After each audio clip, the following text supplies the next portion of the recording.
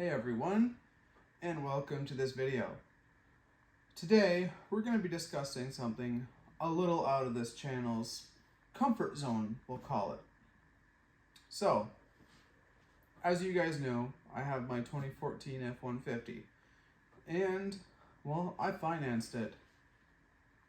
And after doing it, I feel like I want to make a video explaining the good points and bad points of financing. We will start with the good, and then we will go on to the negatives. So, first and foremost, the best part of financing is it enables you to get into a better vehicle than what you normally could if you just had to buy with cash. But that comes with a big con, which we'll get to later. The next one would be the warranty. Typically, every vehicle you buy from a dealership, used or new definitely, will have a warranty. Whether it's 2 years, 1 year, 6 months on a used vehicle. A new vehicle will have at least 3 years of warranty. And likely 5 years if it's a powertrain warranty. Now, the warranties are kind of limited. They don't really cover a ton of stuff, but the major stuff, they cover it typically. Just make sure you keep track of everything they might question, and yeah, because warranties can get kind of annoying at the same time too. Now, because they do make it so it's easier affordability, it makes it so you can get a newer vehicle, which should, in theory, last you longer. But that's up for debate, because I've seen some newer cars not really last all that long. Sometimes the older ones are the better ones. And another one I like is the more selection thing. Because you can go to a dealership rather than scouring Marketplace or Kijiji if you're in Canada, or Craigslist if you're in the States. Which actually, I think Craigslist is in Canada too, but it's not really used all that much. But the more selection thing, you can go to a dealer and see 10 vehicles at one dealer that you like. And it's just easier than going to see one. Now, in my case, I bought the first truck I saw.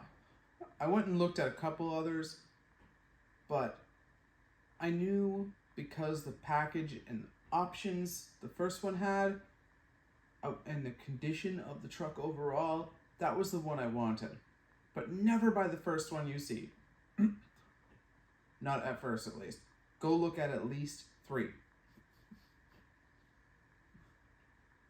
Now, another one that's really good is it's more convenient, because if you don't have time, but you have money, you can, or you make enough money, rather, you can go to a dealership. They'll take care of your licensing, your plates, everything for you. You just pick it up and it's perfect, ready to go. So that's kind of nice. I like that one because no one likes going to the DMV to register a vehicle. And the last positive I have on this list is the fact that it builds credit. Now, if you're trying to buy a house or do a major purchase, or just do something big with credit in a couple of years, it's not a bad idea to finance a vehicle. Like, for example, I don't use credit cards much because what's the point? You have the money for it, why use a credit card?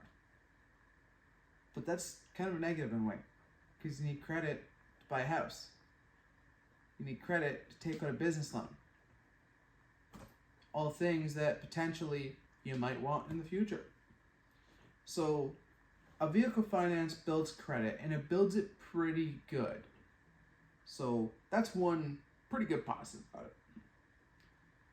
Now we're going to go on to the negatives.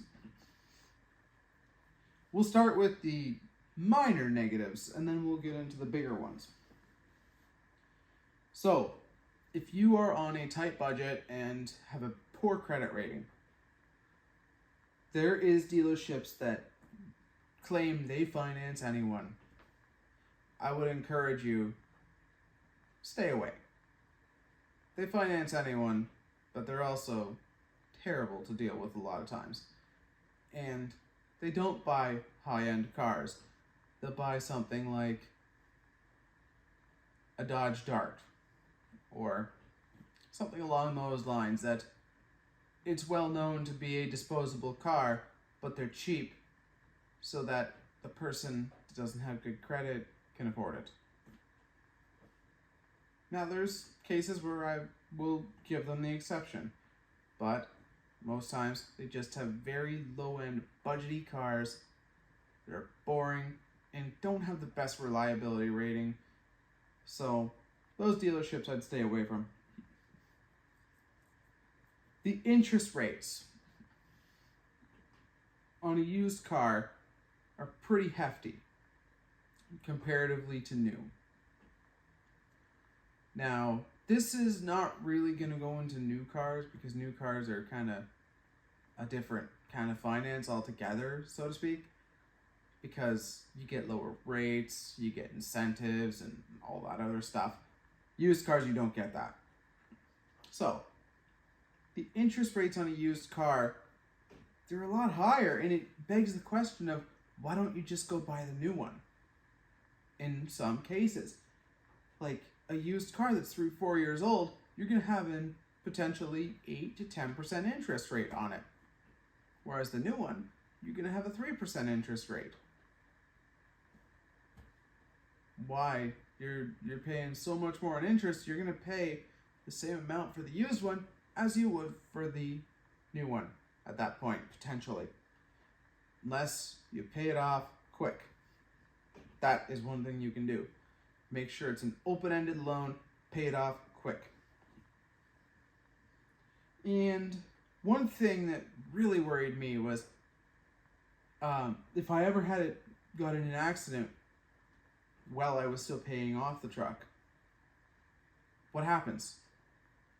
Am I upside down on it? Are they going to pay out the full amount for the truck?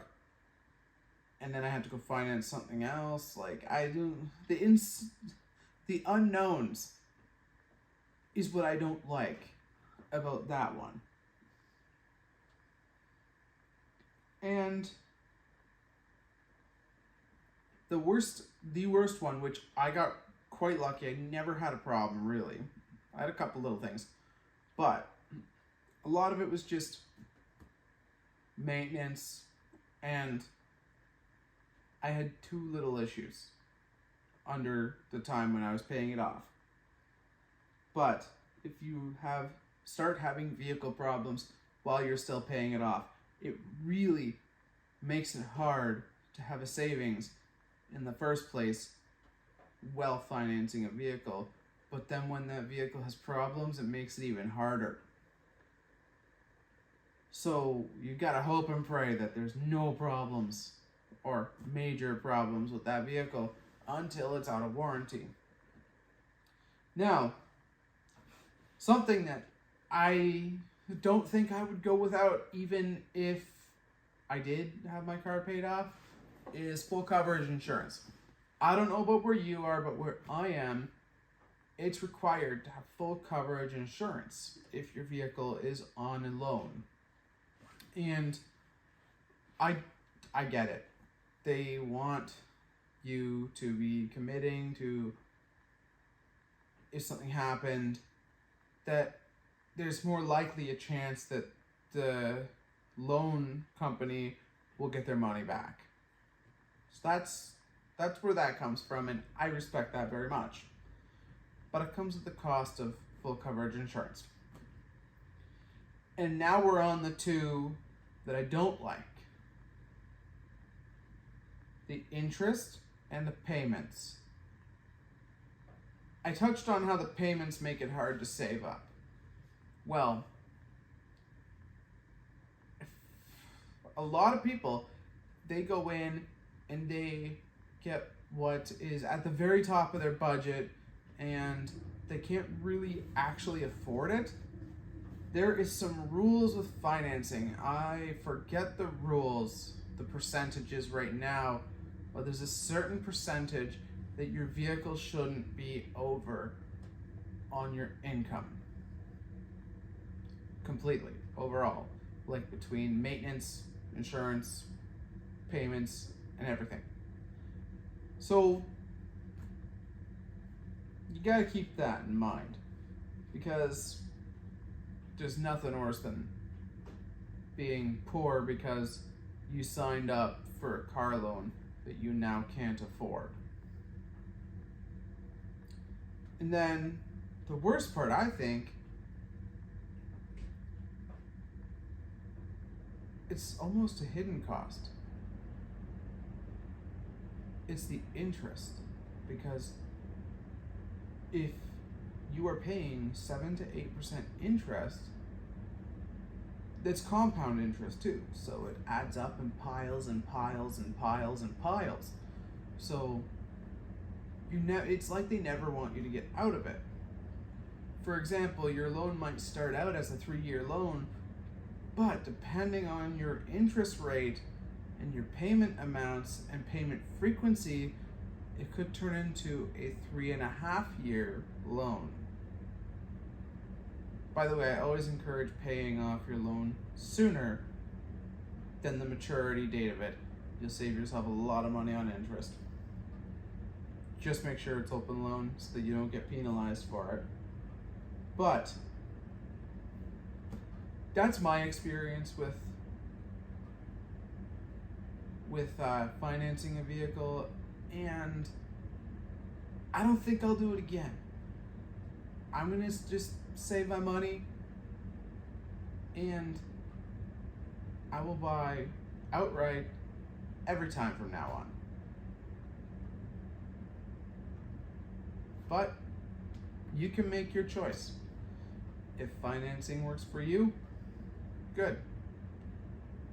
If you can afford to pay cash, good. Even better. But that's all for today. And depending on how this video goes, probably gonna do more like this a little bit. But we will leave it at this for today. Thanks for watching. If you enjoyed this video, please hit that like button as well as subscribe for more. Have a great day, everyone.